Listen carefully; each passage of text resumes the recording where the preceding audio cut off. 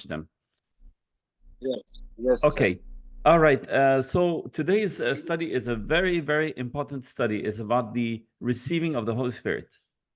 और आज का जो अध्ययन है बहुत ही महत्वपूर्ण है, जो पवित्र आत्मा को ग्रहण करने के विषय में है। Lots of people get confused on this topic. और बहुत सारे लोग इस विषय पे उलझन में रहते हैं। Actually, some pastors say there's no more Holy Spirit. और कुछ पासवान ऐसे कहते हैं कि नहीं, कोई पवित्र आत्मा नहीं होता है। And some other pastors say, yeah, there is a Holy Spirit.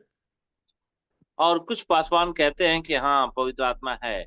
So from church to church, there's a very big confusion on the issue of the Holy Spirit. और हर एक कलीसियाओं में बहुत सारा उलझन है पवित्र आत्मा के विषय में। So we know Jesus says, when I go, I will send a helper, a comforter, the Holy Spirit to you, that he will abide in you. Okay, go ahead. और हम सभी लोग जानते हैं कि जब यीशु मसीह जाने वाले थे स्वर्ग में, तो उन्होंने पहले ही कह दिया कि मैं तुम्हारे लिए एक सहायक भेजूंगा जो तुम्हारे साथ रहेगा। And Jesus said he will abide in you forever. और यीशु मसीह ने कहा कि वो हमेशा आप में बना रहेगा, आपसे जुड़ा रहेगा। So today, as we go through the study, I want you to open your mind, open your understanding, and I pray that the Holy Ghost will open your understanding more to make you receive that word. और मैं चाहता हूं कि इस समय में जब मैं आपको ये प्रभु के वचन को लेकर आ रहा हूं, तो परमेश्वर आपके मनों को खोले, पवित्र आत्मा आपके विचारों को खोले, ताकि आप समझ पाए। If there's one thing the devil fights Christians and churches is when it comes to the Holy Ghost and when it comes to healing. और जब शैतान आता है और यहाँ चंगाई और छुटकारे की जब बात होती है, you can go to church, you can sing, you can give your tithing, you can baptize in water, the devil have no problem. But when you preach about the Holy Ghost and when you preach about healing, you shake the principalities and powers of the devil. और आप church में जाते हो और छुटकारा पाते हो और कोई भी बातें आप सब कुछ करते हो चर्च में, शैतान को कोई समस्या नहीं है। लेकिन जब पवित्र आत्मा के विषय में बातें होती है, तो शैतान की शक्तियां जो होती है, उसके अधिकारी जो होते हैं, वो हिल जाते हैं। There are some churches that says, oh, the Holy Spirit is only for the 12 disciples in the upper room. और बहुत सारे लोग ऐसा भी सोचते हैं कि पवित्र आत्मा सिर्फ 12 चेलों के लिए था। But in the book of Acts, the Bible says it was about 120 in the upper room, not 12, 120. और लेकिन बाइबल इस प्रकार से कहती है कि वहां पे 120 लोग थे अपर रूम में। We also know after the upper room that Simon Peter baptized about 3,000 people in Acts 2 and 37 and 38, and they received also the Holy Spirit. This is after the upper room. और अपर room के बाद में 2:38 में पतरस ने 3,000 लोगों को सुसमाचार सुनाया, उन्होंने पवित्र आत्मा को ग्रहण भी किया। And we also know that Cornelius was the first Gentile. He also received the Holy Ghost, he and his family. और हम जानते हैं कि जो कुरनेलियुस था, वो अन्य जाति से था। उसने सबसे पहले अन्य जातियों में से वो व्यक्ति था जिसने पवित्र आत्मा को प्राप्त किया। We also know that Apostle Paul, on his way to Damascus, Syria, he got struck by lightning. And then when he went to Damascus, he also received the Holy Spirit in Damascus. और हम जानते हैं पौलुस को भी, जो दमिश्क के तरफ जा रहा था, और उसने भी उस रास्ते में पवित्र आत्मा को ग्रहण किया। And then also finally we know about Acts 19, John the Baptist's disciples, when they came to Apostle Paul, he also baptized them, lay hands on them, and they received the Holy Ghost. और हम जानते हैं कि जो प्रेरित पौलुस है, उसने भी बहुत सारे लोगों के लिए प्रार्थना किया, हाथों को रखकर, और लोगों ने पवित्र आत्मा को ग्रहण किया। And Apostle Paul said in Acts 2:38, he says, repent and be baptized, every one of you, and you shall also receive the gift of the Holy Ghost. और जैसे कि पौलुस और पतरस और इन लोगों ने यही प्रचार किया कि मन फिराओ और बपतिस्मा लो, तब तुम पवित्र आत्मा का दान ग्रहण करोगे, तो पवित्र आत्मा का दान पाओगे। और उन्होंने ऐसा किया। So we know that the Holy Spirit is a gift, free gift. तो हम जानते हैं कि पवित्र आत्मा जो है एक मुफ्त में उपहार है हमारे लिए। But in order to receive it, it says, repent and be baptized in the name of the Lord Jesus for the remission of sin, and you shall receive the gift. लेकिन ये भी हमारे लिए एक मन फिराव का भी एक साधन है कि वो कहता है कि मन फिराओ और बपतिस्मा लो, तब तुम पवित्र आत्मा का दान पाओगे। There's another group of Christians that make mistake between the fruits of the Spirit and and gifts of the Holy Ghost, fruits and gifts. और बहुत सारे ऐसे कलीसियाओं का एक समूह होता है जिसमें इस बात का उलझन होता है, जिसको हम कह सकते हैं कि पवित्र आत्मा का फल और पवित्र आत्मा का दान, इन So दोनों tonight- में बहुत ही फर्क है। So today we will be discussing all these things, and I pray that the Holy Spirit will open your understanding. और आज हम सभी लोग इस विषय पे बात करेंगे ताकि पवित्र आत्मा सबकी आंखों को खोले और मतलब समझ को खोले। Okay, in the book of Jeremiah 31:31, it says, behold, the day cometh, says the Lord, that I will make a new covenant with the house of Israel and with the house of Judah, not according to the covenant that I made with their fathers in the day that I took them by the hand and brought them out of the land of Egypt, which my covenant they break, although I was a husband unto them, says the Lord. But this shall be the covenant that I will make with the house of Israel after those days, says the Lord. I will put my law in the inward parts and write it in their hearts, and will be their God, and they shall be my people. और यहाँ पे यिर्मयाह उसके 31 अध्याय के 31 से 33 पद में लिखा है कि फिर यहोवा की यह वाणी है कि सुन, ऐसे दिन आने वाले हैं जब मैं इस्राएल और यहूदा के घरानों से नई वाचा बांधूंगा, और वह उस वाचा के समान न होगी जो मैंने उनके पुरखाओं के उस समय बांधी थी, जब मैं उनका हाथ पकड़ के उन्हें मिस्र देश से निकाल लाया। क्योंकि यद्यपि मैं उनका पति था, तो भी उन्होंने मेरी वह वाचा तोड़ डाली। परंतु जो वाचा मैं उन दिनों के बाद इस्राएल के घरानों से बांधूंगा, वह यह है कि मैं अपनी व्यवस्था के उनके मन में समाऊंगा और उससे उसके हृदय पर लिखूंगा, और मैं उनका परमेश्वर ठहरूंगा और वो मेरे प्रजा ठहरेंगे। यहोवा की यही वाणी है। Under the law of Moses, there was circumcision, and there was to obey the law, the commandments, the 10 commandments. और मूसा के समय में एक खतना किया जाना होता था और परमेश्वर के वचनों को मानने का एक नियम था। Under when Jesus came, he came with the message of grace of God, also that the blood of Jesus cleanses you of all your sins, and then also that you will receive the Holy Ghost. लेकिन प्रभु यीशु मसीह के साथ जो बातें हुई, जैसे प्रभु यीशु मसीह जब आए तो परमेश्वर के अनुग्रह के साथ आए और उसके वचन के साथ आए। The Bible says that when God looked at man was desperately wicked and its heart was evil. और बाइबल इस प्रकार से कहती है कि जब एक मनुष्य दुष्ट की बातों में पड़ता है तो उसके हृदय में दुष्टता भर जाती है। So God said the heart of man was evil and man was desperately wicked, very wicked. और प्रभु का वचन कहता है कि मनुष्य जो है दुष्टता से भर गया और उसका हृदय जो है बिल्कुल जो परमेश्वर से दूर हो गया और दुष्टता से भर गया। And man could not obey God because the flesh is very weak and they were not able to obey God. So God sent the Holy Spirit in the New Testament, that the Holy Spirit will come and dwell in the heart, and that Holy Spirit will help man to overcome sin. और परमेश्वर को पता था कि शरीर जो है वो कमजोर है और मनुष्य शरीर के अनुसार परमेश्वर की इच्छा पे नहीं चल सकता, इसलिए परमेश्वर ने पवित्र आत्मा को भेजा ताकि उसके वचन पे चल सके।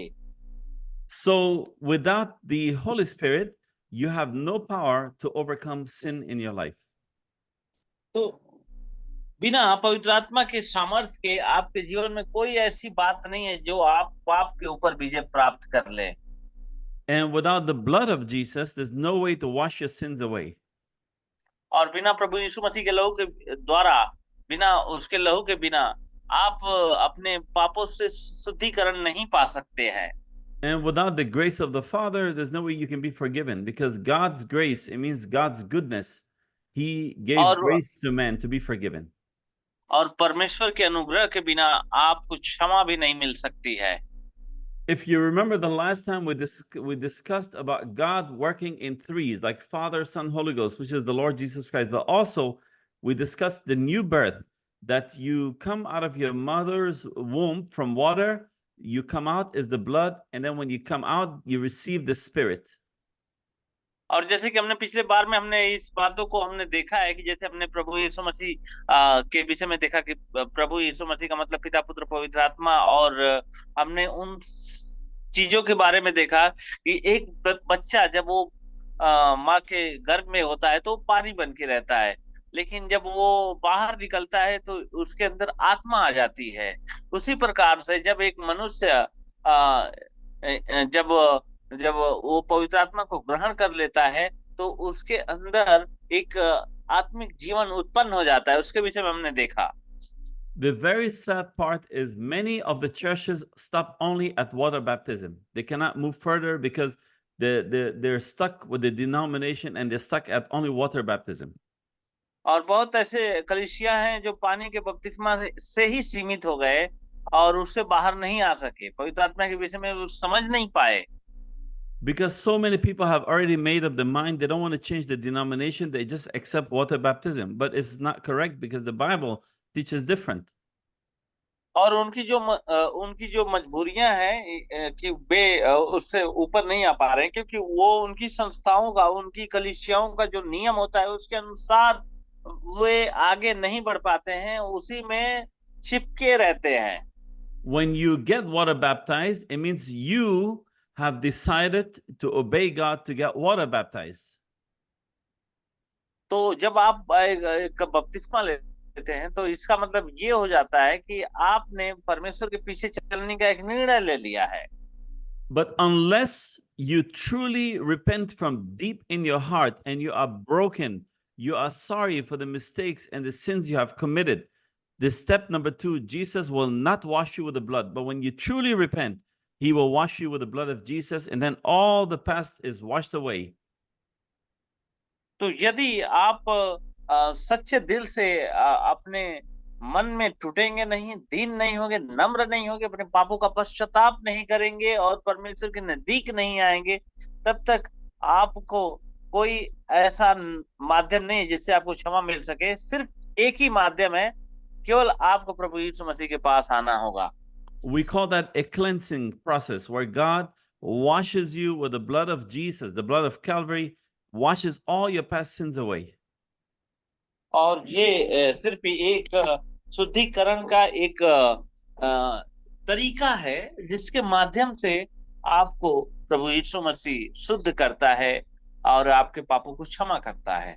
The third step, once you repent, you're washed in water by your decision. God washes you with the blood of Jesus by his decision. The third step is by God's decision, he gives you the Holy Ghost. और ये तीसरा कदम है जिसके माध्यम से परमेश्वर आपके पापों को क्षमा करता है और शुद्ध करता है, फिर पवित्र आत्मा से भर देता है। Step number 2 and 3, the blood baptism, the blood cleansing of your old sins, and then the Holy Ghost, they come together on you. When you are washed with the blood, the Spirit comes in. और दूसरा जो कदम है कि प्रभु यीशु मसीह के लहू से धोकर शुद्ध होना, और तीसरी बात है कि पवित्र आत्मा से भरकर परमेश्वर के वचन में चलना, यानी पवित्र आत्मा से भर जाना। So if you are you say that yes, you are born again, you have been baptized, washed with the blood, and you still live a life of sin, you still lie, you're still greedy for money, you're still doing things that are not right, it means you have not received yet the Holy Ghost. और यदि आप क्षमा करने के बाद, बपतिस्मा पाने के बाद अभी भी आप उन सारी बुराइयों में हैं और उन सारे लालच में हैं, तो इसका मतलब ये है कि आपके अंदर अभी भी पवित्र आत्मा नहीं आया है। So the Holy Ghost is Christ inside of you, is Jesus in you. And when he come in, you will be holy. You live a holy life. You have no more greed, no more envy, no more love for worldly things. He changes you from the inside out.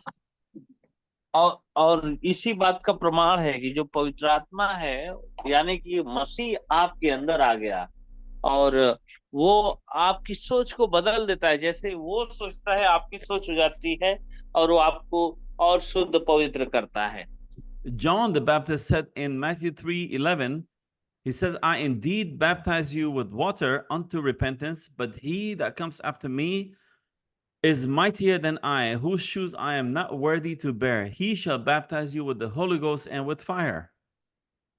और मत्ती उसके 3:1 में यूहन्ना इस प्रकार से कहता है, मैं तुमसे सचमुच कहता हूं कि फिराव के लिए जल बपतिस्मा देता हूं। यहाँ पे इस प्रकार से लिखा हुआ है, सचमुच मैं तुमसे मन फिराव के लिए जल से बपतिस्मा देता हूं, परंतु जो मेरे पीछे आने वाला है वो मुझसे अधिक सामर्थी है, जिसकी जूती के उठाने के योग्य नहीं हूं। वह तुझे पवित्र आत्मा और आग से बपतिस्मा देगा।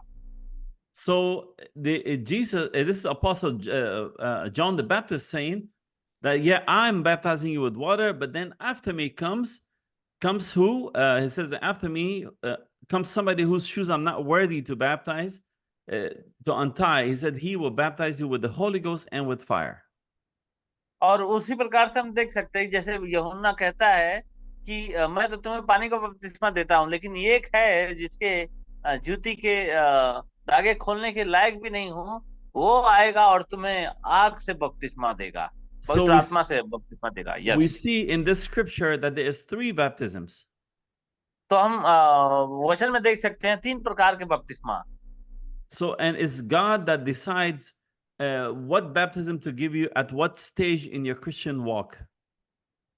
तो परमेश्वर है जो निर्णय लेता है कि आपको किस प्रकार का बपतिस्मा देना है और किस स्थिति में आप हैं।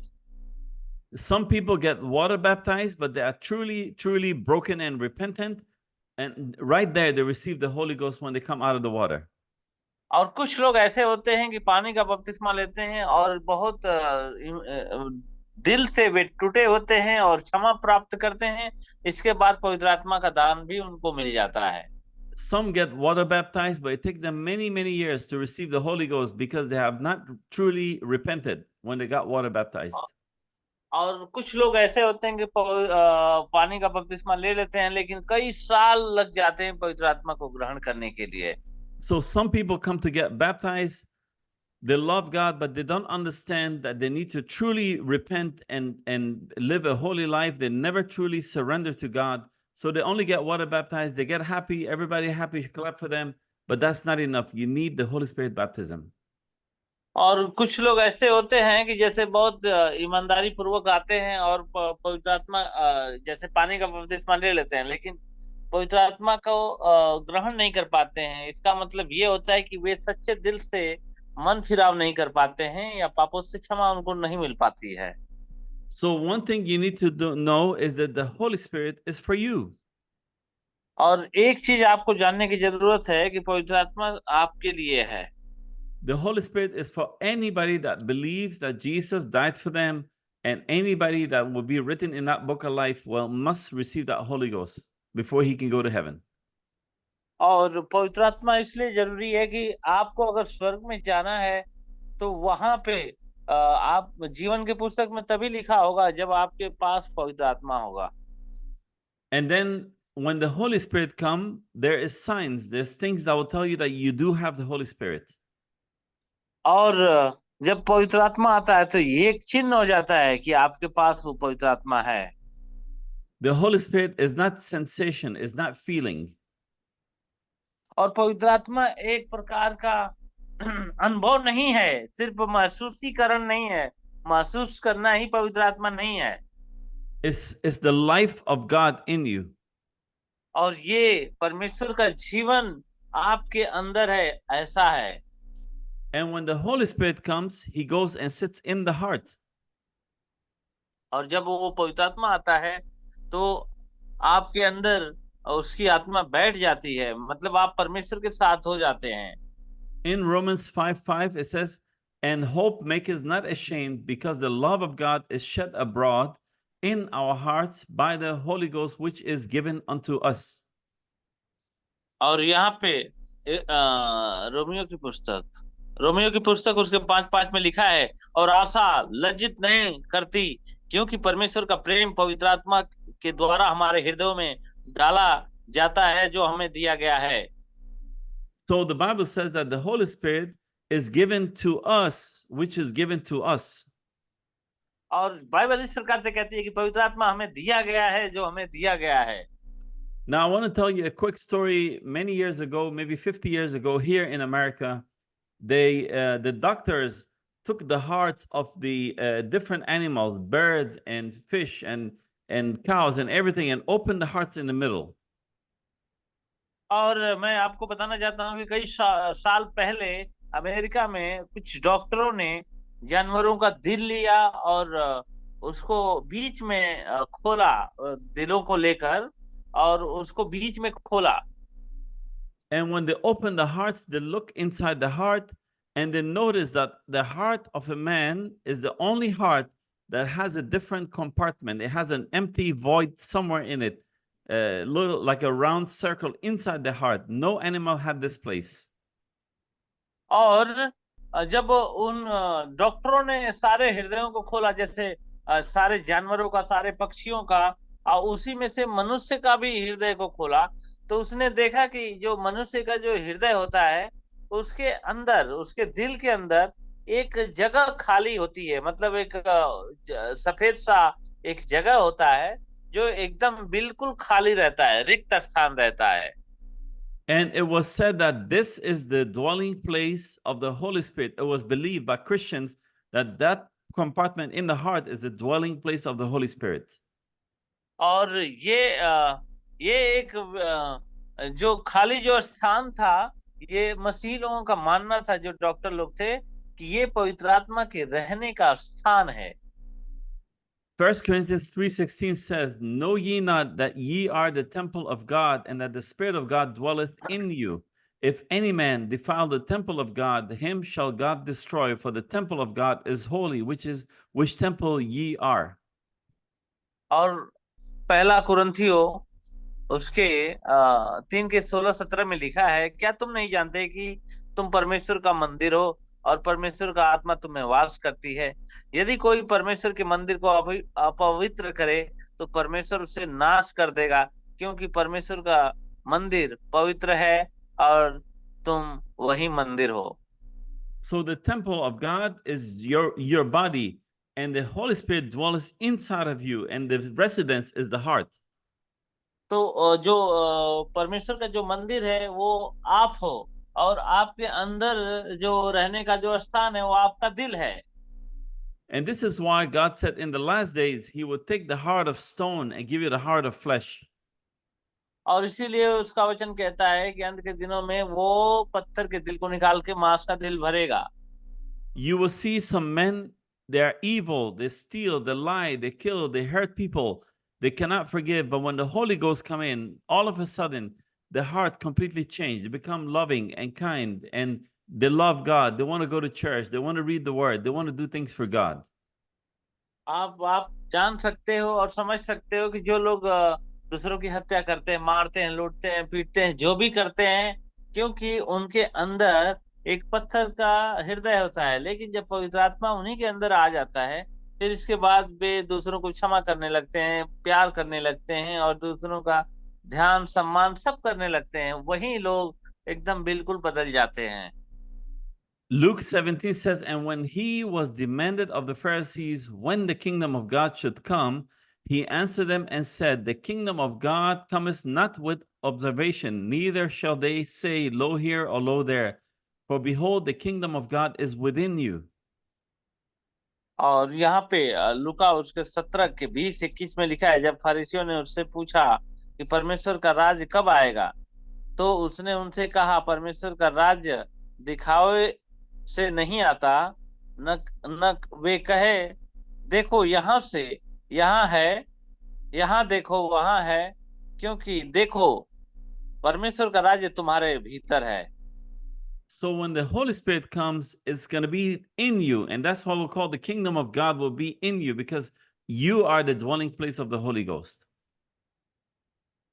तो जब पवित्र आत्मा आता है, इसका मतलब आपके अंदर उसकी आत्मा आती है, तो उसके साथ में परमेश्वर का जो राज्य है वो भी आ जाता है, क्योंकि जब जहाँ पे पवित्र आत्मा है वहां पे उसका राज्य भी है। Last time we discussed about the workings of the Spirit, that He's the teacher, He's the healer, He's the comforter, the sealer, and He's the helper, He's the Spirit of truth, He's the intercessor in prayer, and He's the one that quickens. He gives you life eternal.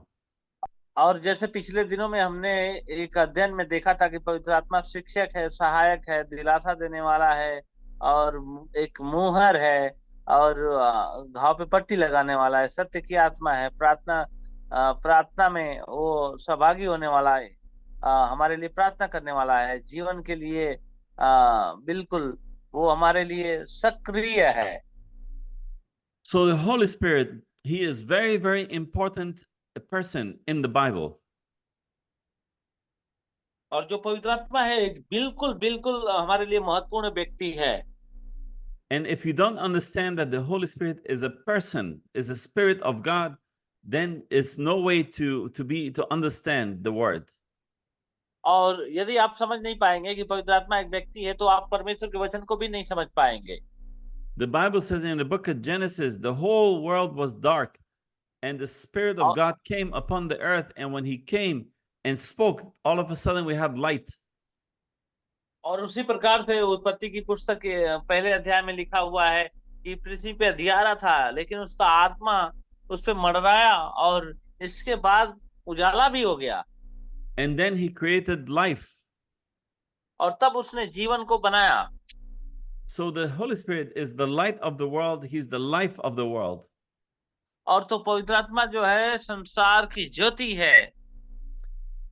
John 16 says, nevertheless, I tell you the truth. It is expedient for you that I go away. For if I go not away, the Comforter will not come unto you. But if I depart, I will send him unto you. And when he is come, he will reprove the world of sin and of righteousness and of the judgment.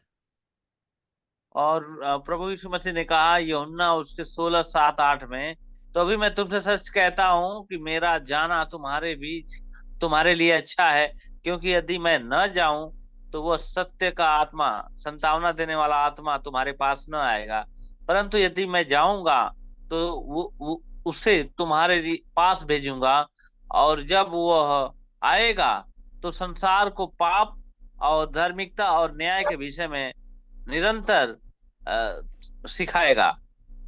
So the Holy Spirit, he will reprove the world of sin, one. Number two, of righteousness and of judgment. और तो पवित्र आत्मा जब आएगा तो आपको दिखाएगा कि क्या सही है क्या गलत है।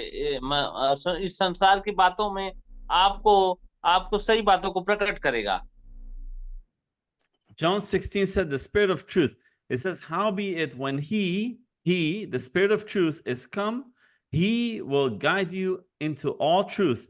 For he shall not speak of himself, but whatsoever he shall hear, that shall he speak, and he will show you things to come. He shall glorify me, for he shall receive of mine and shall show it unto you. All things that the Father has are mine. Therefore said I, that he shall take of mine and shall show it unto you. और वो सत्य की आत्मा के विषय में बात करता है यूहन्ना 16 उसके 13 के 15 में, कि सत्य और मार्गदर्शन की आत्मा के विषय में बताता है, परंतु जब वो अर्थात तो सत्य की आत्मा आएगा तो तुम्हें सब सत्य का मार्ग बताएगा, क्योंकि वह अपनी ओर से न कहेगा, परंतु जो कुछ सुनेगा वो कहेगा, और आने वाली बातें तुम्हें बताएगा। वह मेरी महिमा करेगा, क्योंकि वह मेरी बातों में से लेकर तुम्हें बताएगा। जो कुछ पिता का है वो सब मेरा है, इसलिए मैंने कहा कि वह मेरी बातों में से लेकर तुम्हें बताएगा। I want you to pay special attention that Jesus here is speaking. He is saying that the Holy Spirit is a He. He is a person. और मैं आपको बताना चाहता हूँ कि पवित्र आत्मा एक व्यक्ति है, वह है, मतलब एक व्यक्ति को वह बोला जाता है, तो वो आपके लिए एक व्यक्ति है। When you understand that the Holy Spirit is a person, and when you invite Him into your Bible study, into your church, before you start service, you're honoring God because you're saying, God, come into my service, let your Spirit come in. And you humble yourself, and then miracles will happen in the church. और तो पवित्र आत्मा आपको सहायता देने वाला एक ऐसा व्यक्ति है। तो इसलिए जब कभी आप प्रचार करने जाएं और सभा लेने जाएं, तो सबसे पहले उस व्यक्ति को आमंत्रित करिए, उस पवित्र आत्मा को, तब देखिए वो आपकी अगुवाई बहुतायत से करता है। And Jesus says that when the Holy Spirit come, He will give glory to who? To Jesus. He said, He will glorify me. और यीशु मसीह ने कहा है कि जब वो आएगा तो वो मेरी महिमा करेगा। So the Spirit of God, the Word of God, which is Jesus, and God cannot be separated. There are three offices, but they're the same God. तो इसलिए पवित्र आत्मा जो है वो परमेश्वर का एक व्यक्तित्व है, उसकी आत्मा का एक तीसरा भाग है जो हमारे लिए है। If you have your Bible, I want you to open, Brother Kumar, to 1 John 5:7. और अभी हम लोग देखेंगे पहला यूहन्ना उसका 5 का 7, पहला यूहन्ना उसका 5 का 7 देखेंगे। 1 John chapter 5, verse 7. और पहला यूहन्ना उसका 5 का 7 देखेंगे, पहला यूहन्ना। And the Bible says, for there are और three. Bible Yes, listen, let me say first. Have you opened it? Did you open your Bible? Yes sir. 1 John chapter 5, 1 John chapter 5, verse 7. It says, for there are three that bear record in heaven, the Father, the Word, and the Holy Ghost, and these three are one. और यहाँ पे वो जो गवाही देता है वो आत्मा है, क्योंकि आत्मा सत्य है। And these three are one. So the Word is Jesus, and the Father is the Lord God, and the Holy Spirit is the Spirit of Christ Jesus. So they are one. They are not three. There are three offices, but the same God. और यहाँ पे इस प्रकार से प्रभु का वचन कहता है कि ये जो तीनों व्यक्ति हैं वो एक ही हैं, मतलब तीनों एक हैं। So Jesus was God manifested in the flesh. It was God in a man, in Jesus. That's God's tabernacle. और जैसे प्रभु पहले पुराने नियम में जैसे मिलाप वाले तंबू में प्रकट होता था, उसी प्रकार से आज उस अपनी आत्मा के द्वारा लोगों के अंदर प्रकट होता है। So the real Shana Kumar is the spirit of Shana Kumar inside Shana Kumar. और जो वास्तविक जो चंदन कुमार है, उसके अंदर जो आत्मा है वो वास्तविक चंदन कुमार है। His body belongs to the spirit. That's his body here on earth, his tabernacle. और वो जो शरीर जो है चंदन कुमार का, वो एक मिलाप का तंबू है जिसके अंदर आत्मा आती है। So my name is Pastor Sam, and my body belongs to me, but my true Pastor Sam is my spirit inside of me.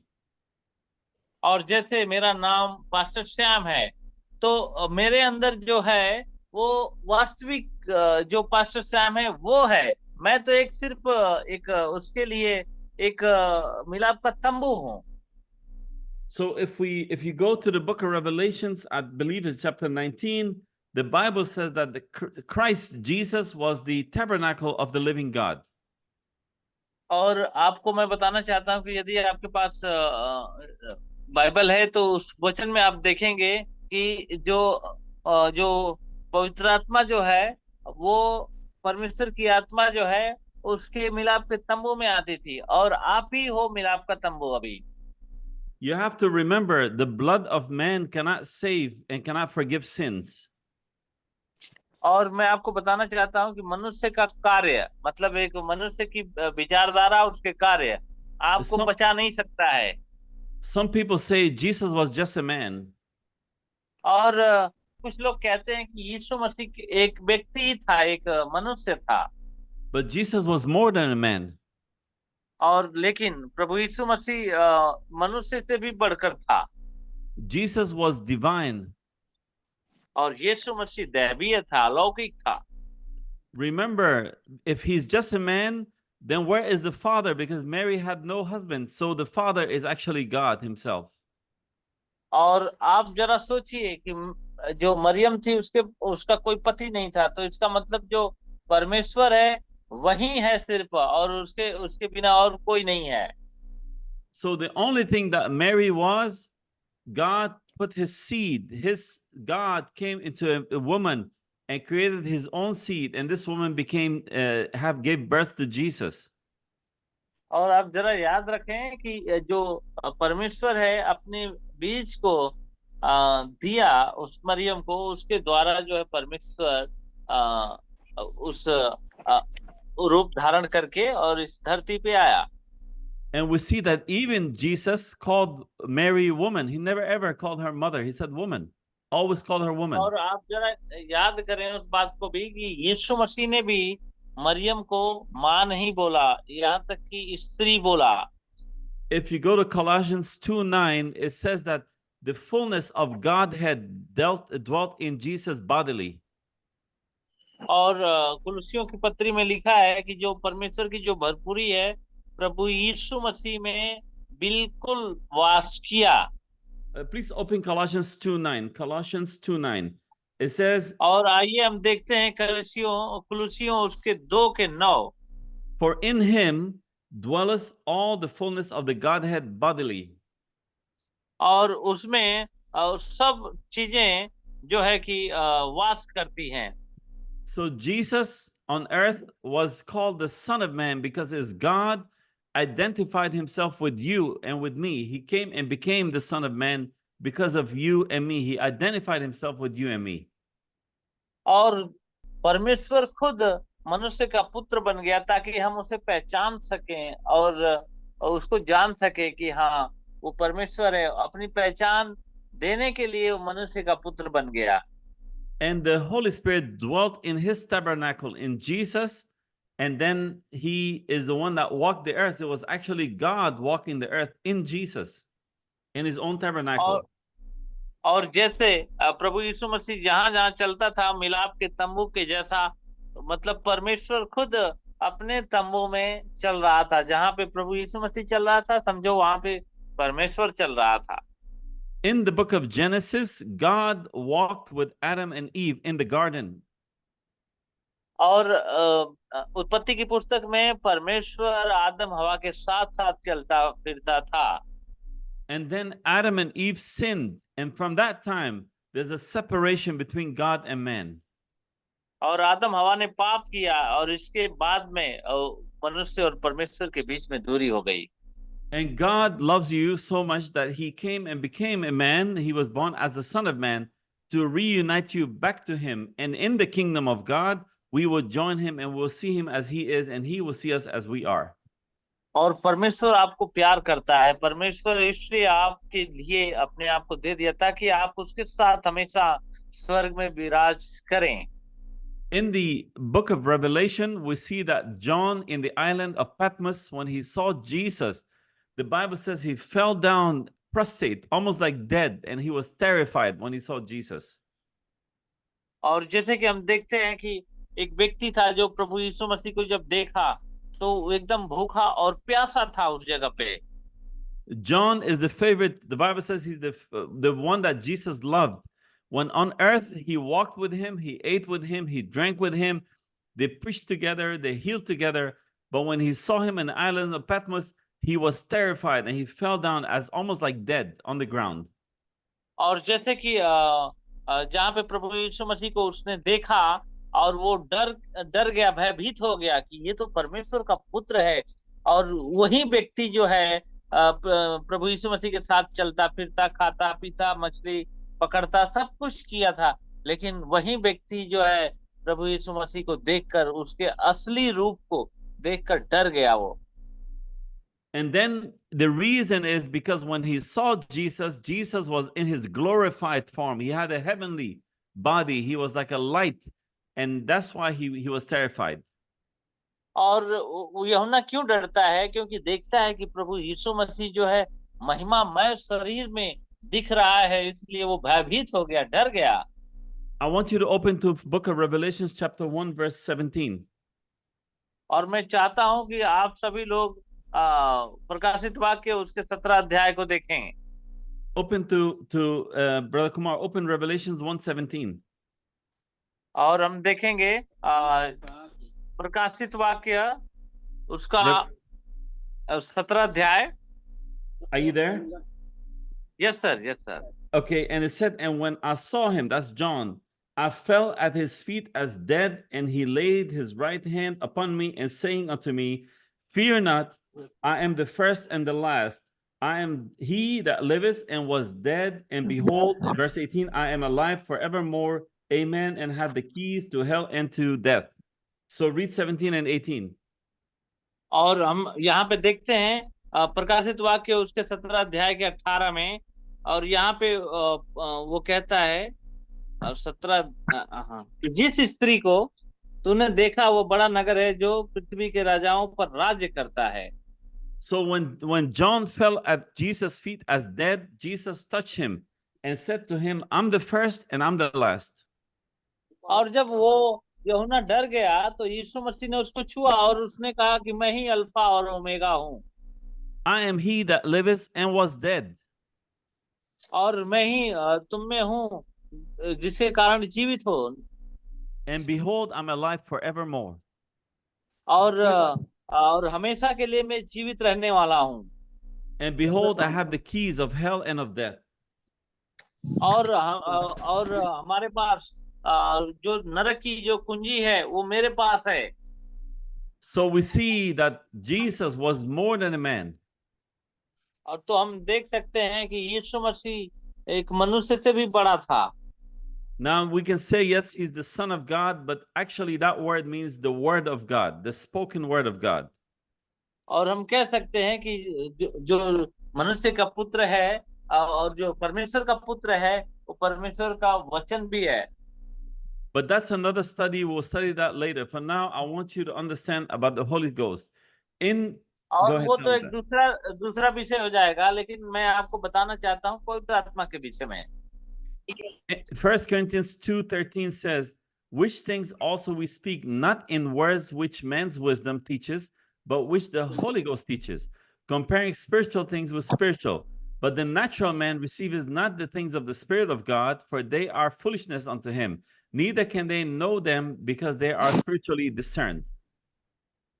और यहाँ पे हम देखते हैं 1 कुरिन्थियों उसके 2:13-14 में, ये बातें हम मनुष्य के ज्ञान की बातों में नहीं परंतु पवित्र आत्मा की बातों में कहते हैं कि आत्मिक बातों से मिलाकर कहो, परंतु स्वाभाविक मनुष्य परमेश्वर की आत्मा की बातें ग्रहण नहीं करता, क्योंकि वे उसकी दृष्टि में मूर्खता की बातें हैं और न वो उन्हें जान सकता है क्योंकि वे आत्मिक रीति से समझ जाती हैं। So the word of God cannot be understood by the natural mind. Only the Holy Spirit can open your eyes to see. तो जो शारीरिक व्यक्ति होता है वो परमेश्वर के वचन को समझ नहीं सकता। So even lots of people pray to God in the name of Jesus, in the name of Father, Son, Holy Ghost. All is very good, especially if you pray in the name of Jesus. But you have to remember, and you must recognize the presence of the Holy Ghost.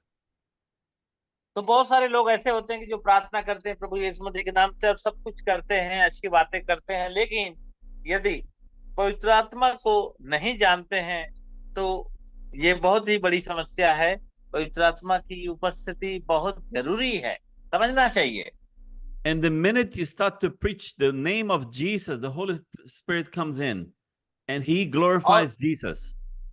और जैसे ही वो प्रचार जब करता है वो व्यक्ति पवित्र आत्मा उसके अंदर यीशु मसीह की महिमा करने लगता है। If you want to see miracles in your ministry, in your church, if you want people to come, you have to pray in the name of Jesus, and the Holy Spirit will come and confirm the word. और यदि आप चाहते हो कि आपकी सेवा में चमत्कार के काम और अद्भुत कार्य हों, तो पवित्र आत्मा का रहना बहुत ही जरूरी है। Ephesians 1:13, it says, when you believed, you were sealed with the Holy Ghost. So it means the Holy Ghost comes after you believe in the gospel, believe in Jesus, believe on what he did for you. Then the Holy Ghost comes. और यहाँ पे इफिसियों उसके 1:13-14 में लिखा है, जिस पर तुमने भी भरोसा किया, उसके बाद तुमने सत्य का आत्मा वचन सुना, और जो तुम्हारे उद्धार का सुसमाचार है, जिस पर तुमने भी भरोसा किया है, उसके बाद तुमने प्रतिज्ञा किए हुए पवित्र आत्मा से मुहर लगा दी गई है, जो खरीदी हुई संपत्ति के छुटकारे तक हमारी विरासत की बयाना है, उसकी महिमा उसकी स्तुति के लिए है। And the Bible says that he is with you until your redemption, until Jesus come and take you into heaven. He is never going to leave you when he comes in. और Bible इस प्रकार से कहती है कि पवित्र आत्मा तब तक आपके साथ है जब तक कि प्रभु यीशु मसीह दोबारा आए ना। So when the Holy Ghost come, he seals you and say, this is a product that belongs to God, belongs to Jesus. That's your sign that you are saved. और जब पवित्र आत्मा आएगा तो वो आपको मुहर लगा देगा, और जब तक प्रभु यीशु मसीह ना आए तब तक वो मुहर आपके साथ रहेगी। In the book of Psalm 107, it says, and he sent his word and healed them and delivered them from their destruction. और यहाँ पे परमेश्वर का वचन कहता है कि Oh, I'm sorry. भजन संहिता उसके 107 के 20 और 22 में कि आत्मा ही जिलाती है, शरीर से कुछ लाभ नहीं होता, और जो बातें मैंने तुमसे कहता हूँ वे आत्मा और जीवन की है। And in John 6:63, it says, and it is the spirit that quickeneth, the flesh profiteth nothing. The words that I speak to you, they are spirit and they are life. और यहाँ पे यूहन्ना उसके अध्याय में कहता है कि पवित्र आत्मा जो है आपको सक्रिय बनाता है, जो उसके वचन में, उसके योजना में, उसके निर्देशन में आपको बिल्कुल सक्रिय बना देता है। So it says that he sends his words and heal them. The word, what is the word? John 1 says the word was the flesh, Jesus was God. In the word of God is the spoken word. The written word of God is the spoken word of God. और जो शब्द से जुड़ी चीजें, जो वचन से बातें हैं, वो वचन यीशु मसीह ही है, जो यूहन्ना 1:1 में बताता है, और ये जो है पवित्र आत्मा से जुड़ा हुआ चीज है। The Bible says in the book of John, in the beginning was the Word, and the Word was with God, and the Word was God, and the Word became flesh. और जैसे यूहन्ना 1:1 में कहता है कि आदि में वचन था, और वचन परमेश्वर के साथ था, और वचन ही परमेश्वर था, और उसी ने रूप धारण किया, मतलब मनुष्य का रूप धारण किया। So when the word is spoken, then in verse 6, chapter 6, verse 63, it says the Spirit comes. So when you're speaking, you're praying in the name of Jesus, that's the word going out. Then the Spirit come and quickens and heals the people. और जब आप वचन बोलते हो दूसरों को, और जब लोग सुनते हैं, पवित्र आत्मा वहां पे आता है और उनके जीवन में तेजी से काम करने लगता है। The Bible says faith comes by hearing, and hearing by the word of God. और बाइबल इस प्रकार से कहती है कि विश्वास सुनने से आता है, और सुनना परमेश्वर के वचन के द्वारा होता है। So in order for the word to be effective in your life, in order for the word to heal you, you must have faith. And the faith comes only by hearing the word. और यदि आपको प्रभावशाली बनना है तो आपको पवित्र आत्मा से और उसके वचन से बिल्कुल भरना चाहिए। Okay, I want to go over here on this one. This is very important. There are gifts of the Spirit and fruits of the Holy Spirit. और मैं आपको बताना चाहता हूं कि पवित्र आत्मा के दान के विषय में, पवित्र आत्मा के फल के विषय में। You must understand these things. They are very important. और आपको समझना चाहिए, ये जो बातें बहुत ही महत्वपूर्ण बात है। Jesus says, by their fruits you shall know them. और यीशु मसीह ने कहा कि तुम उनके फलों के अनुसार उन्हें पहचान लोगे। In Matthew 7, he said, by their fruits you shall know them. और मत्ती उसके 7 में कहता है कि उनके फलों के द्वारा तुम उन्हें पहचान लोगे। Now he said also in Matthew 7 that many will come to him on that day and say, Lord, Lord, have we not done wonderful works in your name, healed people, all these things? He said, I will tell them, I don't know them or where they come from. और जैसे प्रभु यीशु मसीह ने कहा कि अंत के दिनों में बहुत सारे लोग आएंगे और वो कहेंगे कि प्रभु प्रभु मैंने तुम्हारे नाम से ये नहीं किया, वो नहीं किया, चमत्कार नहीं किया, बहुत सारी बातें कहेंगे, लेकिन मैं उनसे कहूंगा कि मैं तुम्हें नहीं जानता। This is important because you need to understand you can receive gifts of the Holy Ghost, such as speaking in tongues, interpretation of tongues, the gifts of healing and miracles, and all these discernment of spirit, yet you are not saved because you have no fruits in your life. और हो सकता है कि आपके जीवन में बहुत सारे ऐसे दान वरदान हो गए जिसके द्वारा आप चंगाई करते हो, अच्छे काम करते हो, सामर्थ्य काम करते हो, लेकिन यदि आपके अंदर पवित्र आत्मा के फल नहीं है तो आप असुरक्षित नहीं है। Jesus says, by the fruits you shall know them. और यीशु मसीह ने कहा कि तुम उनके फलों के अनुसार उन्हें समझोगे। There are people that pray, they want to speak in tongues, and God is a good God. He may give you the gift of speaking in tongues, but that's not proof that you are saved. तो बहुत सारे लोग ऐसे हैं जो पवित्र आत्मा में होकर पवित्र आत्मा के दान को प्राप्त कर लेते हैं, जैसे अन्य भाषा बोलते हैं, सामर्थ्य के काम भी करते हैं। ये पवित्र आत्मा का दान है। I know people that have the gift of speaking in tongues, but they don't even believe the word. मुझे पता है कि बहुत सारे ऐसे लोग हैं कि जो अन्य भाषा में बोलते हैं लेकिन परमेश्वर के वचन में पूरा विश्वास नहीं करते हैं। They cannot even receive the word of God.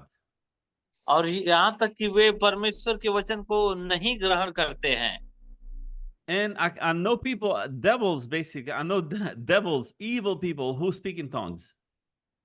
और यहाँ तक कि शैतान उन लोगों को भी इस्तेमाल करता है जो अन्य भाषा में बोलते हैं। Now you can be filled with the Spirit, receive the Spirit, and also speak in tongues. Yes, it's all genuine, original, correct. और हो सकता है कि आप पवित्र आत्मा से भर सकते हैं और अन्य भाषा में बोल सकते हैं, उसके सामर्थ्य के काम कर भी सकते हैं, ये बिल्कुल बातें सच है। When I started in the ministry, I noticed that some people who received the gifts, maybe example of speaking in tongues, yet they were still drinking, smoking, lying, sleeping with somebody else's wife. Pastors, I'm like, what's happening? What is going on? और मुझे पता है कि मैंने ऐसे लोगों को भी देखा है कि जिनको पवित्र आत्मा का दान मिल गया और आत्मा से भर गए, लेकिन फिर भी वे नशा और शराब वे पीते थे और अलग अलग औरतों के साथ, अपनी औरतों को छोड़कर दूसरे औरतों के साथ सोते थे। Now the Bible says that when it rains on the righteous and it rains on the unrighteous. तो बाइबल क्या कहती है कि जब बारिश आती है तो धर्मी और अधर्मी दोनों के ऊपर पड़ती है। So when the rain comes, God sends rain on the evil and on the good. और जब बारिश आती है तो अच्छे भूमि पे और खराब भूमि दोनों पर आती है। And then he said on the last day he will send his angels, they will make separate the good from the bad. और उसी प्रकार से जब अंत के दिनों में जब स्वर्गदूत आएंगे तो वो सही लोगों को और गलत लोगों से अलग करेंगे। The Bible also says that when God sends his seed, the devil also sends his seed. और परमेश्वर का वचन कहता है कि जब परमेश्वर अपने बीज को भेजेगा तो शैतान भी अपने बीज को भेजता है।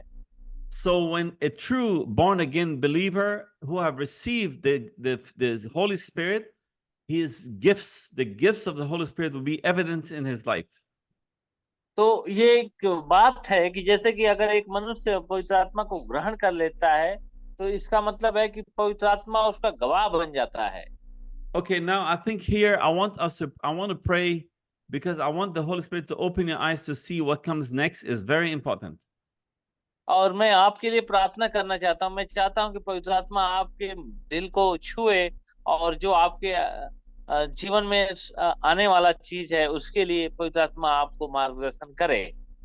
Let's pray. Father God, we come before you in the name of Jesus to thank you for these men. Father, I pray that you open the understanding, open the hearts, Father God, right now, Father. I rebuke every spirit of Satan, every demonic spirit, Yes, Lord. every spirit of Yes, Lord. confusion from Satan. Will rebuke it in the name of Jesus and command it to leave. And I pray, Father, Yes. the Holy Spirit will touch them right now and open their eyes, their hearts, Father, the eyes of their hearts, the ears of their hearts, that they'll be able to receive the word. In the name of Jesus, I pray. Amen. Amen. Amen. Amen. Amen. Amen. So we said there are gifts and there are fruits of the Spirit. तो मैंने कहा कि पवित्र आत्मा के दान और पवित्र आत्मा के फल दोनों के विषय में मैंने बताया. There are 9 gifts of the Spirit and there are 9 fruits of the Spirit. और यहाँ तक कि पवित्र आत्मा के 9 उसके दान भी है और 9 उसके फल भी है.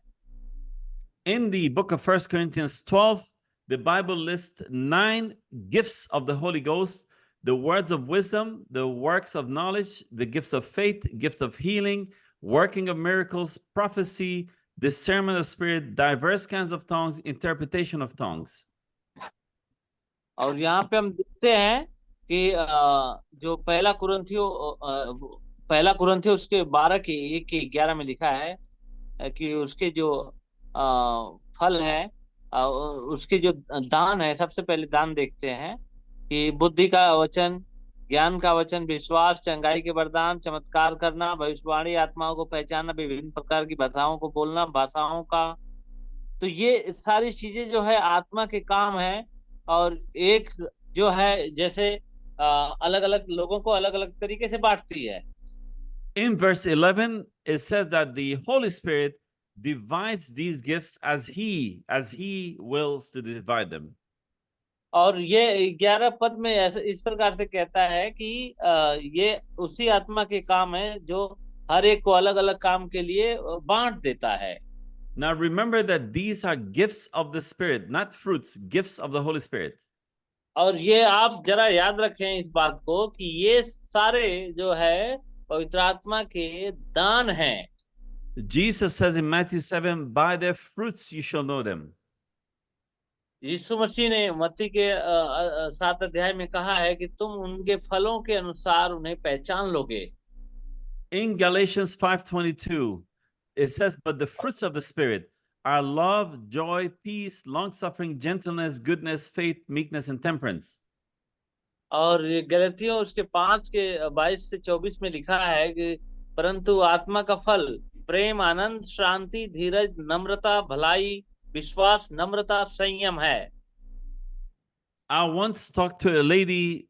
She told me that there was a man of God who came to visit here in the US from Africa, and he was highly anointed with healing, miracles, wonders, doing wonderful things. और मैं आपको बताना चाहता हूँ कि मेरे यहाँ एक महिला थी और उन्होंने बताया कि एक साउथ अफ्रीका से एक प्रभु के दास आए थे. वो बहुत ही आत्मा में भरे हुए व्यक्ति थे.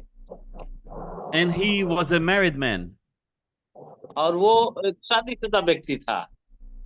So he told this woman who was in the church helping, he said he wanted her to go to his bedroom. He loved her. और वो जो साउथ अफ्रीका से जो पास्टर आया था वो उस महिला को कहता है कि मैं तुम्हारे साथ तुम्हारे कमरे में चलना चाहता हूँ क्योंकि मैं तुमसे प्यार करता हूँ. I'm going to say it again. This man came to the US from Africa to preach, and some of the women in the church, he picked one woman who was a beautiful woman, and he asked her, he said he loved her, he wants her to come in his bedroom, and he had miracles and wonders and healing. और वो जो व्यक्ति है जो Africa से America में आया हुआ, यूएस में आया हुआ है, और वो कहता है कि मैं इस सुंदर स्त्री के साथ में रहना चाहता हूँ. यहाँ तक कि उसके पास बहुत सारे दान वरदान हैं, जो चंगाई करता है, अद्भुत काम करता है, सब कुछ करता है. वो व्यक्ति ऐसी बातें कर रहा है. So the woman said this man had the miracles and the wonders and the healing, but he had no fruits of the Spirit. He was evil, he was wicked, he wanted to commit adultery. और तो दूसरी स्त्री ने उस स्त्री को कहा ये व्यक्ति जो है इसके अंदर पवित्र आत्मा का दान वरदान है, लेकिन इसके अंदर आत्मा का फल नहीं है. ये तो दुष्ट व्यक्ति है, धूर्त व्यक्ति है. So when you pray to receive the Holy Ghost, to be born again. When the Spirit comes in, you are born again, and let God give you whatever gift He wants to give you. Do not ask, I just want to speak in tongues, or I just want to dance in the Spirit, I just want to prophesy. No, pray for these gifts. But what's important, when God comes, verse 11 says, He, the Holy Spirit, will give you the gift. और इसलिए जब कभी आप प्रार्थना करें तो आप उसके दानों के विषय में प्रार्थना करते रहें, लेकिन आप उसके विषय में भी सोचें कि उसके फलों के अनुसार, मतलब आत्मा के जो फल हैं उसमें भी बना रहना बहुत आवश्यक है. The problem today is many people are praying to receive maybe tongues, and they're not praying to receive the Holy Ghost. You pray for the Holy Ghost. Let God give you whatever gift He needs to give you. Maybe He gives you the gift of wisdom. Maybe He gives you the gift of faith. Maybe He gives you the gift of prophecy, or maybe the gift of interpretation of tongues. Whatever gift God wants to give you, let Him give you. Pray, say, Lord, I want to be saved. I want the Holy Spirit. I want to serve you. Give me whatever gift I need to serve you.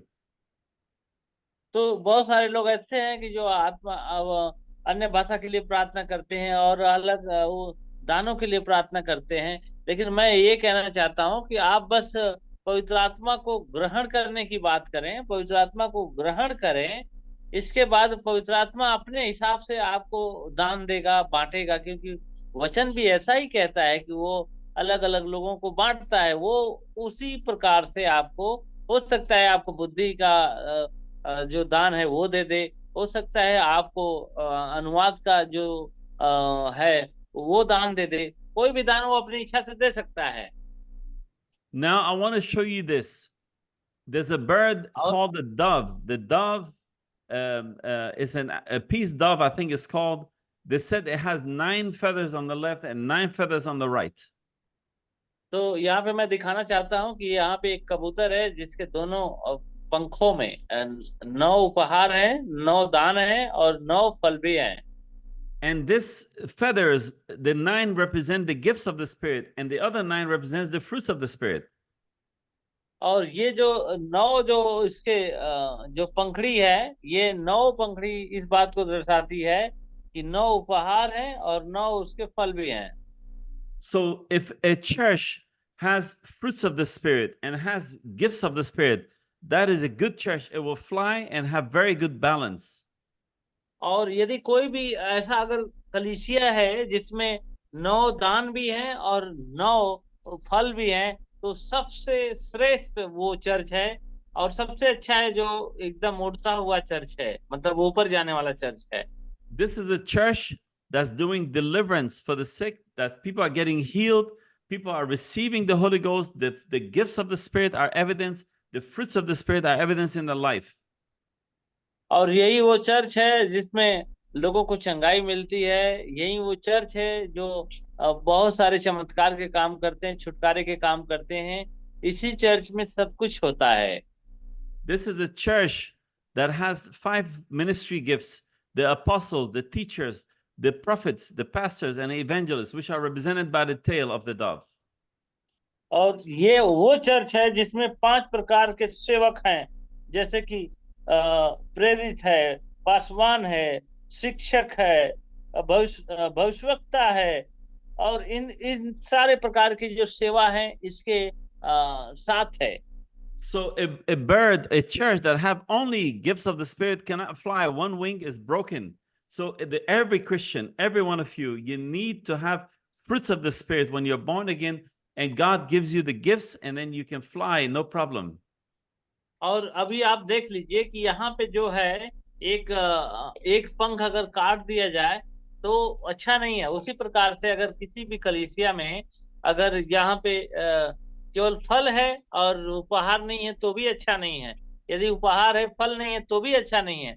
दोनों का होना संतुलन बहुत ही जरूरी है. Do not allow yourself in your church to be the only person, because some pastors, they want to control everything.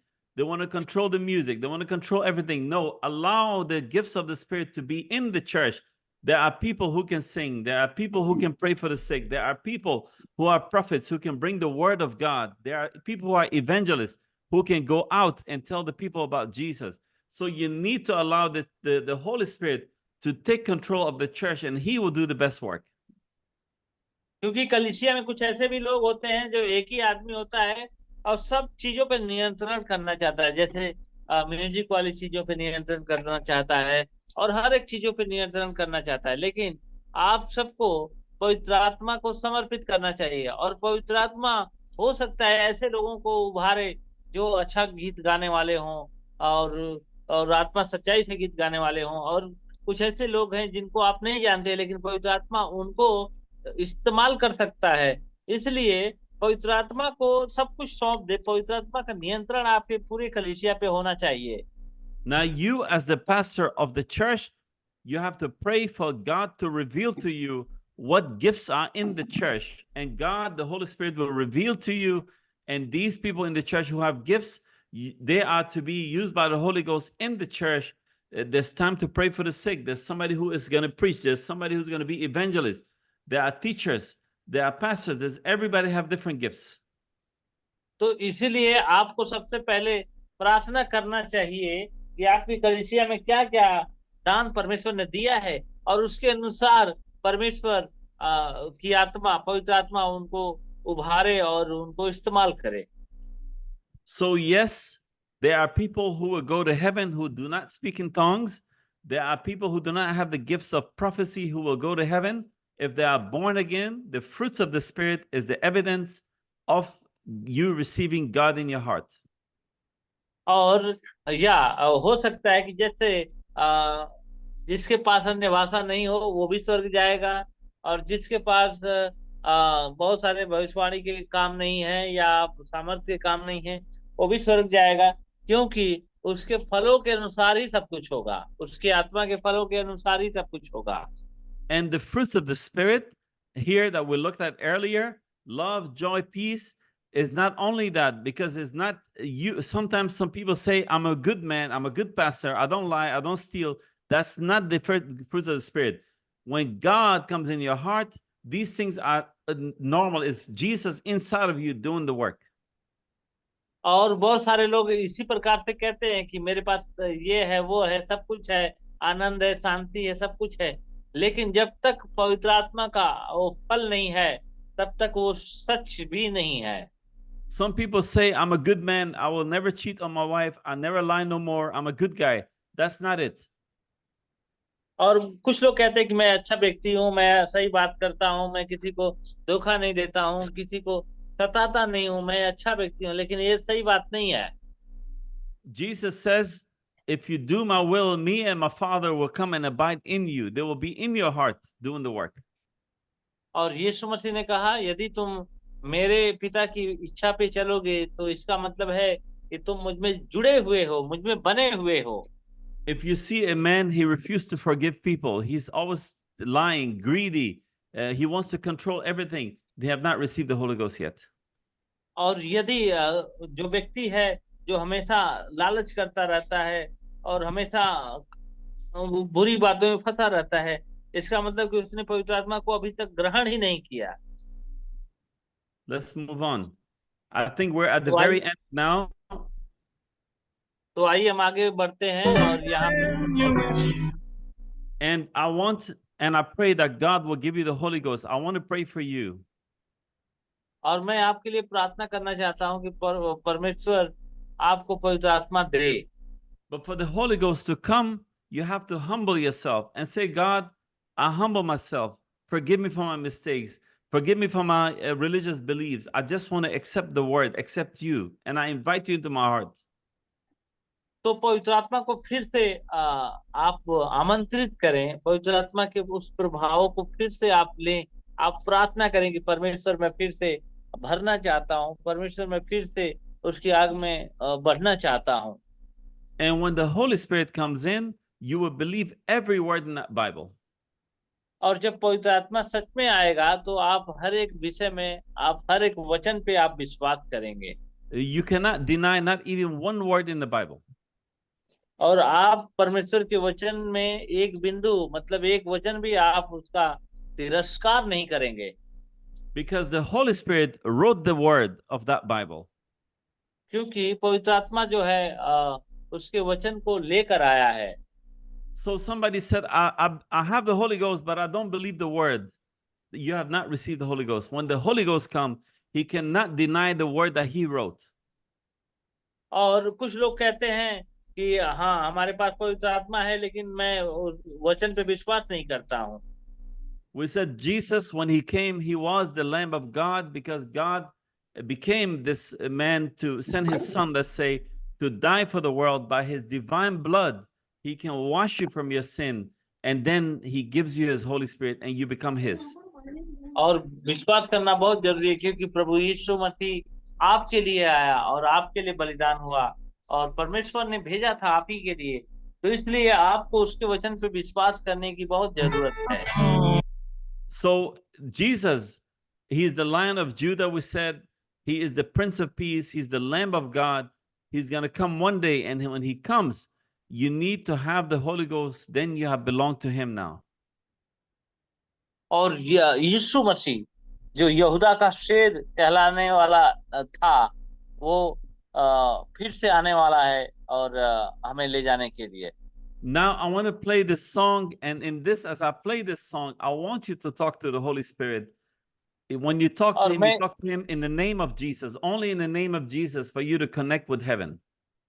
और मैं इस गीत को बजाना चाहता हूं, और उस समय आप प्रार्थना करें और पवित्र आत्मा से जुड़ जाएं. And I want you to invite him into your heart and tell him you to forgive you for all the mistake, to wash you with the blood of the Son of God, Jesus, and that he fill you with his Spirit right now. और मैं आपके लिए प्रार्थना करना चाहता हूं कि परमेश्वर आपके पापों को क्षमा करे, आपको शुद्ध करे और अपनी आत्मा से भर दे. God loves you. और प्रभु आपसे प्रेम करता है. And he brought you here tonight because he loves you. और वो आपको लाया है यहाँ पे क्योंकि वो आपसे प्यार करता है. And God never wants to lose you, because when you come to him, if you come with your whole heart, he will never allow you to be lost.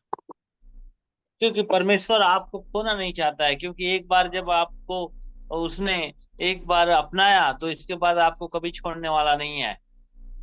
I'm going to play a song. After the song, I will pray for you. But as I play this song, I want you to pray to God.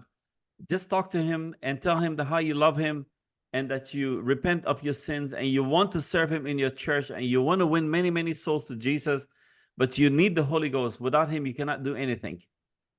और मैं आपके लिए प्रार्थना करना चाहता हूँ. मैं चाहता हूँ कि आप बिना पवित्र आत्मा के आप कुछ नहीं कर सकते, इसलिए पवित्र आत्मा के सामर्थ और उसके अभिषेक की जरूरत है. इसलिए मैं चाहता हूँ कि पवित्र आत्मा से आप भर जाएं. Let's play this song, and after this we'll pray.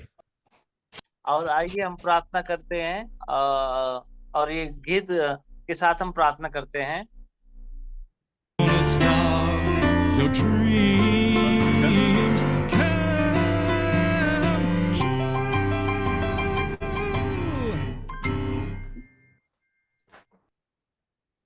true. Really fun. Tell him to be praying, brother. और आप सभी लोग प्रार्थना करते रहें.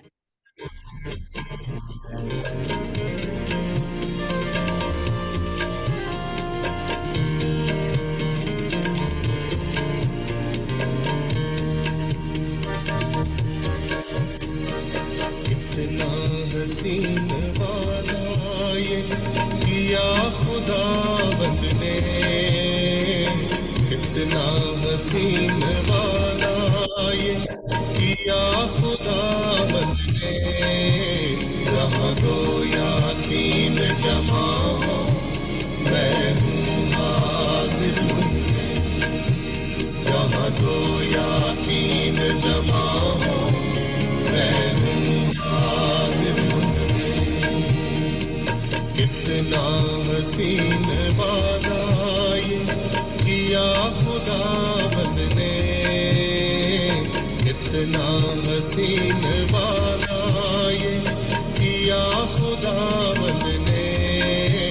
जहाँ दो या तीन जमा हो, मैं हूँ हाजिर उनमें. जहाँ दो या तीन जमा हो, मैं हूँ हाजिर उनमें.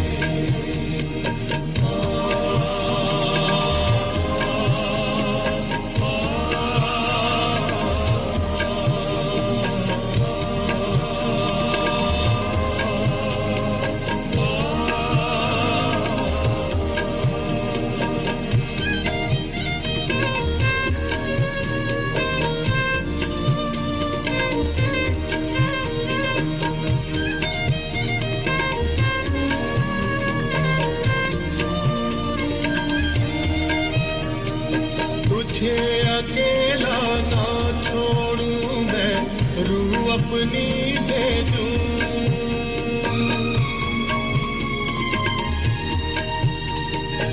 तुझे अकेला ना छोड़ूं मैं रूह अपनी भेजूं तुझे अनाथ भी ना छोड़ूं एक मददगार भेजूं तुझे अनाथ भी ना छोड़ूं एक मददगार भेजूं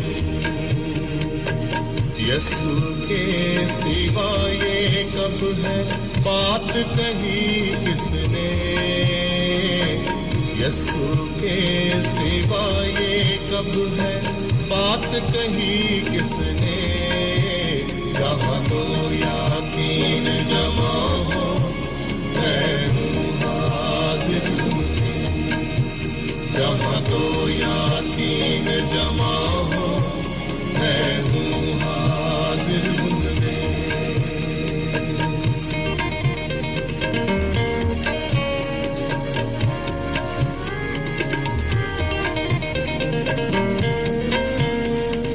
Amen. आमीन आमीन आमीन। Amen. Let's go to the page. Let them just tell them, let me pray for them. Let them just close their eyes and raise their hands to heaven and ask God for the Holy Ghost. I'm going to pray for them. तो आइए सभी लोग अपने हाथों को उठाकर और स्वर्ग की ओर अपने ध्यान को देकर प्रार्थना करें।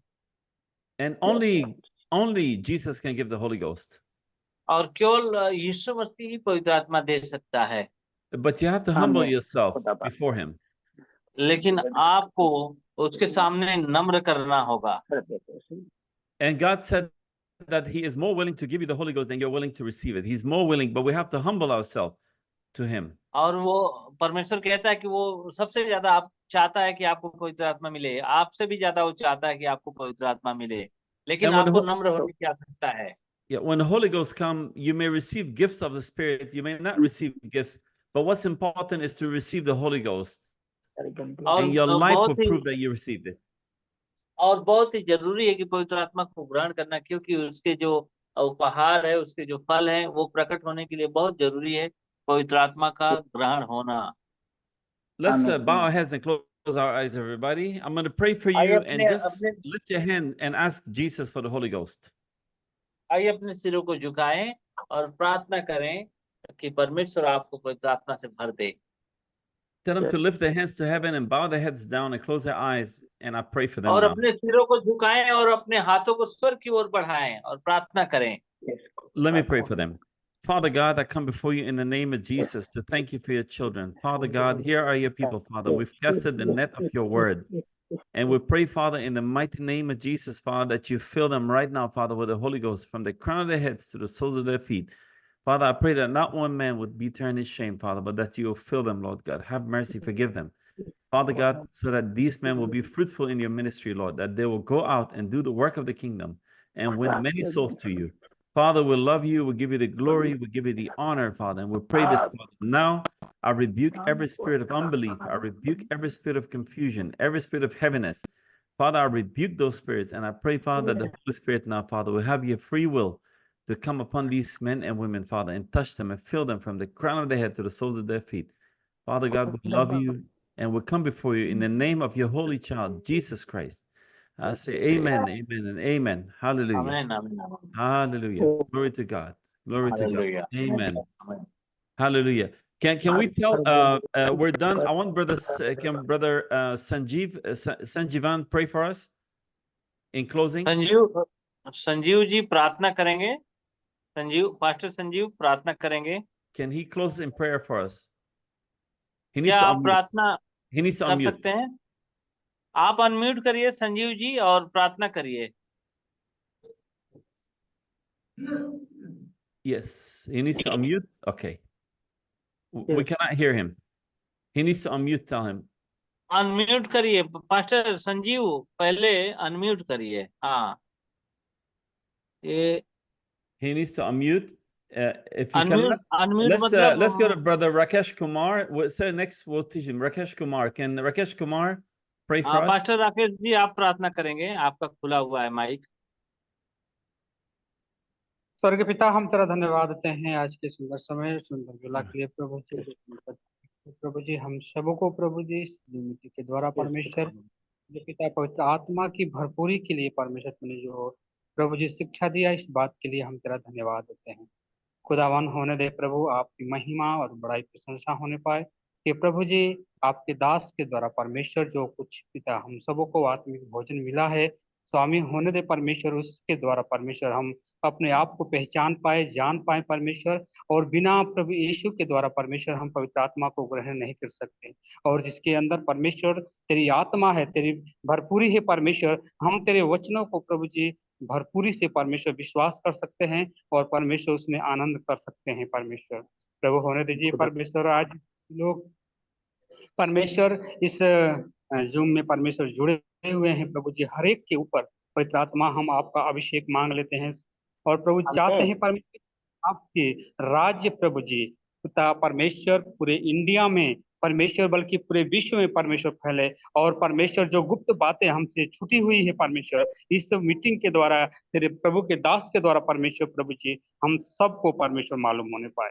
खुदावन तुझे परमेश्वर राजा परमेश्वर हम तेरा धन्यवाद देते हैं परमेश्वर, सब कुछ हम तेरे हाथों में समर्पित करते हैं और परमेश्वर प्रार्थना करते हैं कि हर एक के जीवन में तू कार्य कर और परमेश्वर हर एक के जीवन के द्वारा परमेश्वर तुम अपनी महिमा को ले सके। पवित्र आत्मा हम तेरा धन्यवाद, सारा धर्मान समान गौरव प्रतिष्ठा हम तेरे हाथों में देते हुए छोटी सी प्रार्थना आपके प्रिय पुत्र यीशु के सामर्थ्य नाम से मांगते हैं, प्रेम से सुने और दया से कबूल करें। Amen. Amen. Amen. Amen. Amen. In closing, tell them, brother, if you have not received the Holy Ghost, go get on your knees in your closet, in your room, and pray to God and repent to Him and ask Him for the Holy Ghost. He will give it to you when it's a free gift, but we have to repent and come God's way. और यहाँ तक कि ये प्रार्थना अभी ये अध्ययन के बाद में भी आप व्यक्तिगत रूप से आप अपने कमरे में जाकर प्रार्थना कर सकते हैं और पवित्र आत्मा को और अपने जीवन में कंफर्म मतलब अपने जीवन में और ग्रहण करने के लिए अगर नहीं मिला है तो आप उसको सुनिश्चित करने के लिए आप अपने कमरे में जाके प्रार्थना करते रहें और वास्तविक रूप से आपको जरूर मिलेगा। Amen. Amen. Amen. All right. God bless you, everybody. See you next Praise week. the Lord. Praise the Lord. Praise the Lord. Let's tell them to open up and pray, everybody. Let them open up, everybody. और सभी लोग अपना अपना unmute कर लीजिए, सभी लोग अपना अपना अनम्यूट सभी को जय मसीह। Tell them to unmute. Kumar ji sir. Yes. Yes, let everybody unmute. Mute all. No. करवाना है sir. Yes, let them unmute. Let everybody unmute so we can pray together. One final prayer. और सभी लोग अपना अपना अनम्यूट कर लीजिए और प्रार्थना करिए सभी लोग। हाँ। Unmute everybody, and then we'll do closing prayer. Everybody together, okay? Yes. अभी हम लोग अंतिम प्रार्थना करेंगे, सभी लोग मिलकर करेंगे। Yeah, brother, tell brother Sanjivan, he needs to open his speaker. It's still closed. अभी भी संजीव पास्टर आपका अभी भी माइक बंद है, उसको माइक को खोल लीजिए, सामने दिख रहा होगा। All right, everybody, yes. अरे समनमा देखिए, चीलम जैसा दिख रहा है लेफ्ट साइड में। All right. All right, man. Chandan Kumar ji, Let's everybody open the speaker. Let's pray, everybody. Let's मैं pray. कह रहा था मेरे आवाज आ रही Father मेरी? God, let's everybody pray. Father God, uh we रही come before आ you रही to thank you and to honor you, to glorify you. We pray, Father God, that धन्यवाद, these men, धन्यवाद, Father God, open the eyes, open the hearts, open the understanding, Father, that these men will become fruitful to the kingdom of God. Father, धन्यवाद we करते हैं give पिता you the glory, we give you the honor, Father, we give you the praise, and we thank you for your love, we thank you for your compassion, Father, we thank you for your grace. Pray, Father God, that now they will take this word, Father, and that this word will sink deep into their heart, Father, that they will learn this word, understand the word, Father, and become like a mustard seed tree, Father, fruitful, that the birds will come and crouch on it, Father. We thank you, Lord. We honor you, we glorify you. Father, all this in the mighty name of Jesus Christ.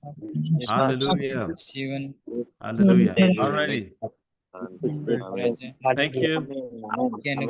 हाली बैठे मसीह sir, Thank आवाज आ you. रहा है sir? Yes अभी आ रहा है अभी। Thank you. Good night, everybody. Bye-bye. Good day. Okay ठीक है। Thank you sir, thank you You're आप सभी welcome. को Thank you. धन्यवाद। Thank you. All right, good, brother Sanjivan. Open the speaker now. All right. Thank you. अभी खुल गया। Bye bye. Bye.